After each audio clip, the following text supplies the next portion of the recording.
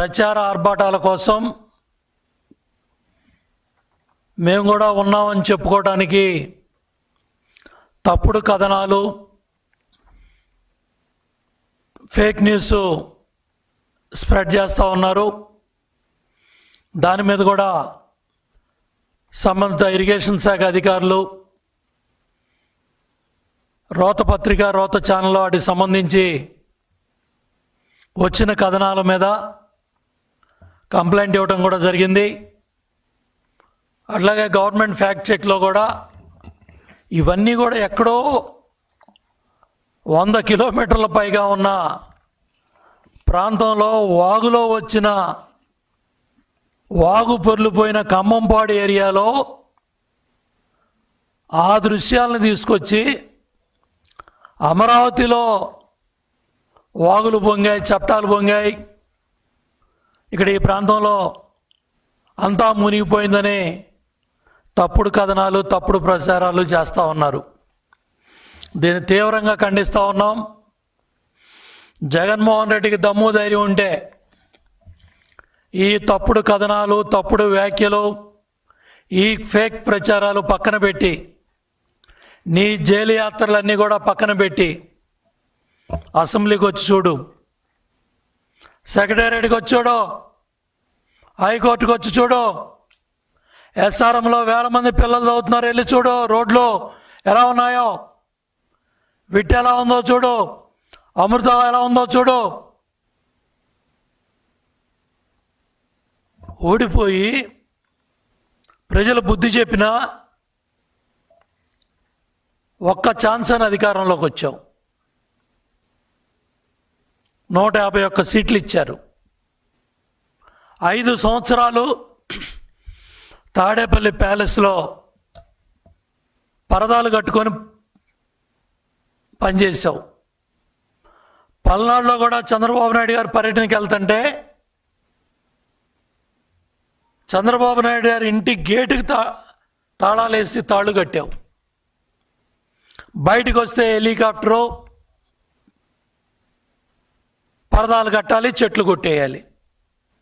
అమరావతి మీద విష ప్రచారం చేసి 3 రాజధానులని తప్పుడు ప్రచారాలు చేసి న్యాయస్థానాల చుట్టూ తిప్పి శాసనమండలిలో నువ్వు చేసిన పరిస్థితులన్నీ కూడా ఆ రోజు చంద్రబాబు నాయుడు గారు స్వయంగా చూశారు. అక్కడ షరీఫ్ గారు చైర్మన్గా ఉన్నప్పుడు మీ మంత్రులు, మీ నాయకులు, మీ ఎమ్మెల్యేలు ఆయన మీద ఎన్ని తప్పుడు మాటలు మాట్లాడారు. శాసనసభలో ఎన్ని కారుకోతలు కూశారు.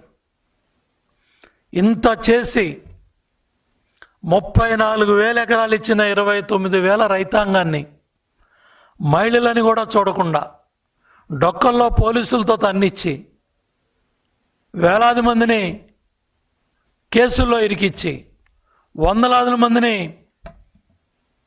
జైలుకు పంపి ఇళ్ల మీద డ్రోన్లు తిప్పి పనులు ఆపేసి 3 రాజధానులు అని చెప్పి నాటకాలాడి 11 సీట్లు పరిమితం అయ్యావు. నువ్వు చేసిన ఈ తప్పుడు కార్యక్రమాల వల్ల ప్రజలు నీకు బుద్ధి చెప్పి అమరావతి రైతాంగం దగ్గర నుంచి రాష్ట్రంలో 5 కోట్ల మంది ప్రజలు కూడా జగన్మోహన్ రెడ్డి ప్రభుత్వం రాకూడదు. యువగళం పాదయాత్రలో లోకేష్ బాబు మైక్ ఇవ్వటానికి ఏడ్చారు. స్టూల్ బల్ల లాక్కెళ్ళారు. చంద్రబాబు నాయుడు గారిని 53 రోజులు రాజమండ్రి సెంట్రల్ జైల్లో పెట్టారు. మహిళల మీద అసెంబ్లీలో తప్పుడు కూతలు కూశారు. కుటుంబ సభ్యుల్ని అవమానం చేశారు. ఇంత చేసి నువ్వు 11 సీట్లు పరిమితం అయ్యి 14 నెలలుగా శాసనసభ సమావేశాలు ఎప్పుడు జరిగినా కూడా రాకుండా శాసనసభకు భయపడి మొన్న జరిగిన పులివెందుల, ఒంటిమిట్ట జడ్పీటీసీ ఎన్నికల్లో పరాభవం, పులివెందుల్లో డిపాజిట్లు కోల్పోవటం ఎంత సిగ్గుపడాలి జగన్మోహన్ రెడ్డి. నువ్వెన్ని కుట్రలో కుతంత్రాలు చేసినా, ఆ రోజు కుప్పంలో చేయటం కానీ, రాష్ట్రంలో ఎంత విధ్వంసం చేసినా, ఆ రోజు నీకు 10 కిలోమీటర్ల దూరంలో కొండపల్లి మున్సిపాలిటీ గెలిచాం, తాడిపత్రి మున్సిపాలిటీ గెలిచాం, కదిరి మున్సిపాలిటీ గెలిచాం. గెలిచినవి కూడా కోర్టు వివాదాల్లో పెట్టి నువ్వు అక్కడ ఎన్నికైన ప్రతినిధులు కూడా ప్రమాణ స్వీకారం చేయకుండా ఎన్నో ఇబ్బందులు చేసావు. ఇవాళ నువ్వు నీ కళ్ళ ముందు 2 ఏళ్ళు తిరగకుండా